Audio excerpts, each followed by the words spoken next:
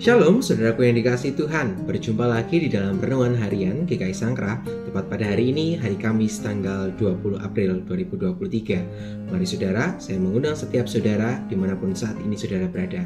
Kita menyatukan hati untuk menerima bimbingan dan hikmat dari Tuhan. Kita berdoa. Kami sungguh bersyukur Tuhan untuk cinta kasih Tuhan yang tak pernah berhenti. Ketika Tuhan boleh menjagai kami dalam istirahat kami, maka demikian pula dengan hari yang baru ini. Tuhan akan memberkati kami, dan saat ini kami mau rindu untuk mendengarkan firman-Mu. Kami ingin mendapatkan kekuatan dari firman-Mu, supaya dalam kehidupan kami boleh untuk terus memancarkan cinta kasih Tuhan. Berfirmanlah ya Tuhan, karena kami siap untuk mendengarkannya. Di dalam nama-Mu kami boleh berdoa dan mengucap syukur. Haleluya, amin. Saudaraku yang terkasih di dalam Tuhan, ada sebuah fenomena di tahun antara 2000-an gitu ya, ketika dulu masih belum begitu gencar atau belum begitu menyebar sekali tentang HP gitu ya, maka yang punya handphone itu masih sangat sedikit. Nah, menariknya ada sebuah pesannya itu biasanya tidak singkat, tetapi ceritanya cukup panjang gitu ya, menceritakan tentang pengalaman-pengalaman yang jelek gitu ya. Kemudian di bagian akhir dari pesan itu menjadi hal yang menarik untuk kita perhatikan. Ditulisnya demikian ya, apabila pesan ini tidak diteruskan, maka hal yang akan terjadi di atas akan terjadi padamu. Kira-kira kalau kita mendapatkan pesan yang seperti itu, apakah pesan ini membuat hati kita tenang atau justru membuat hati kita menjadi tidak tenang? Wah, tentu kemudian kita berpikir, apakah memang betul ya informasi ini? Jangan-jangan informasi ini hanya sekedar guyonan. Tetapi ada sisi di sebaliknya ya. Ada sisi yang kemudian kita menjadi ragu. Wah, kalau memang benar terjadi gimana ya? Dan kemudian tanpa kita sadari kita tergoda untuk kemudian melanjutkan pesan itu kepada orang-orang di sekitar kita gitu ya. Wah, kemudian menjadi respon berantai. Orang-orang yang ada di sekitar kita kemudian juga melanjutkan pesan itu karena ia sendiri juga mengalami keraguan. Nah, hal ini sebenarnya memperlihatkan bahwa setiap kita itu bisa membawa sebuah pesan, tetapi akan lebih baik bila pesan itu kita proses dulu ya, apakah kebenarannya baik atau tidak, apakah ini akan membawa pada dampak yang baik atau tidak ya, membawa pada konsekuensi yang baik atau tidak, itu harus kita lakukan gitu ya. Kalau tidak, maka pesan itu justru akan membawa pada orang lain menjadi pengalaman yang tidak menyenangkan, dan artinya kita menjadi salah satu orang yang kemudian meneruskan berita-berita yang tidak membuat kondisi menjadi semakin tenang. Nah, demikianlah juga dengan firman-Nya hari ini akan kita baca di dalam 1 Petrus pasal yang pertama ayat yang ke-8 sampai dengan yang ke-9. 1 Petrus pasal yang ke-8 sampai dengan yang ke-9. Demikianlah firman Tuhan. Sekalipun kamu belum pernah melihat Dia, namun kamu mengasihinya, kamu percaya kepada Dia, sekalipun kamu sekarang tidak melihatnya. Kamu bergembira karena sukacita yang mulia dan yang tidak berkatakan, karena kamu telah mencapai tujuan imanmu, yaitu keselamatan jiwamu. Bagian ini adalah sebuah bagian yang dituliskan oleh Petrus. Di bagian ini, Petrus secara khusus ingin membawa sebuah pesan kebangkitan Yesus.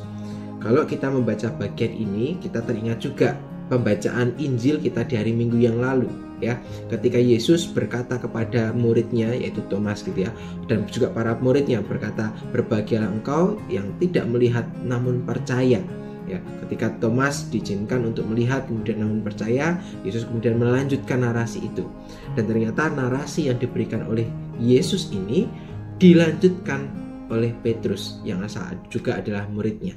Dan berita yang penuh pengharapan itu tidak hanya berhenti kepada diri Petrus saja, tetapi kemudian berita itu ditindaklanjuti, diberitakan, diwartakan secara khusus, diberitakan kepada jemaat-jemaat di bawah naungannya Petrus gitu ya. Jemaat yang tersebar di daerah Pontus, Galatia, Kapadokia, Asia Kecil, Bitinia gitu ya. Di tengah segala persoalan yang mereka alami, Petrus membawa sebuah kabar pengharapan gitu ya, membawa sebuah kabar yang akan membuat jemaat-jemaat kala itu mendapatkan kekuatan untuk boleh menghadapi persoalan itu ya. Maka di tengah segala daya untuk bertahan, di tengah persoalan yang mereka hadapi, Petrus menekankan bahwa ada Kristus yang memberikan kekuatan kepada mereka. Maka di ayat yang 9 dikatakan ya, berbahagialah setiap kita yang tidak melihat namun percaya. Itu digunakan untuk kemudian menguatkan mereka. Di ayat yang ke-8 itu Petrus menguatkan berita pengharapan kepada setiap mereka. Di tengah segala pergumulan itu ada Kristus yang senantiasa memberikan kekuatan. Kalau kabar ini begitu menguatkan bagi Petrus, maka kabar yang menguatkan ini juga akan menguatkan bagi jemaat-jemaat di bawah bimbingan oleh Petrus. Sehingga bukan kabar yang membuat mereka justru semakin terpuruk, tetapi Petrus membawa kepada sebuah pengalaman. Ia terlebih dahulu mengalami pengalaman bersama dengan Tuhan, dan pengalaman itu mengubahkan dirinya. Maka Petrus juga menghendaki supaya jemaat memiliki pengalaman yang sama. Nah, saudaraku yang terkasih dalam Tuhan, demikian pula dengan kita. Setiap kita sudah mengenal Kristus, bukan? Bukankah kita juga memiliki pengalaman bersama dengan Tuhan? Nah, ketika kita punya pengalaman bersama dengan Tuhan, apakah kita sudah dengan kesadaran penuh mau untuk mewartakan, menceritakan setiap pengalaman itu kepada orang-orang di sekitar kita? Apakah setiap hal itu mendorong kita juga untuk kemudian kita mau membagikan, menceritakan kepada sesama kita? Ketika cerita itu diberitakan, bagaimana Tuhan menyentuh kehidupan kita, ada bersama dengan kita, maka orang lain juga mendapatkan kekuatan dari kisah itu, bahwa Tuhan bekerja, Tuhan berkarya di tengah segala pergumulan. Maka ketika sesama kita juga mengalami pergumulan dan persoalan, dia akan punya keyakinan bahwa Tuhan yang sama juga akan menguatkan. Tuhan yang mana? Tuhan yang menciptakan langit dan bumi, Tuhan yang telah bangkit dari kematian. Maka saat ini Tuhan mengajak saudara dan saya untuk berkarya bagi kemuliaan namanya. Sediakah saudara untuk menjawab panggilan Tuhan ini? Kiranya firman ini boleh menguatkan setiap pergumulan yang saat ini kita alami. Kiranya Tuhanlah juga yang memberikan kita kekuatan di dalam setiap pergumulan kita. Kiranya firman ini boleh menjadi penguat bagi kehidupan kita hari lepas hari. Mari kita menutup perenungan kita di dalam doa. Kami sungguh bersyukur Tuhan ketika Tuhan mengingatkan kami bahwa Tuhan menghendaki kami untuk berkarya di tengah dunia. Dengan segala perjumpaan yang telah kami alami, dengan segala pengalaman kami bersama dengan Tuhan, ternyata itu menjadi satu kesempatan yang Tuhan izinkan untuk kami boleh membagikan itu. Dan kami percaya bahwa Tuhan akan terus memampukan kami di tengah segala pergumulan kami. Kami bersyukur Tuhan memiliki Allah seperti Engkau, Allah yang selalu setia dan yang tidak pernah meninggalkan kami. Di dalam nama-Mu kami berdoa dan ucap syukur. Haleluya. Amin. Saudaraku yang dikasihi Tuhan, demikianlah perenungan kita.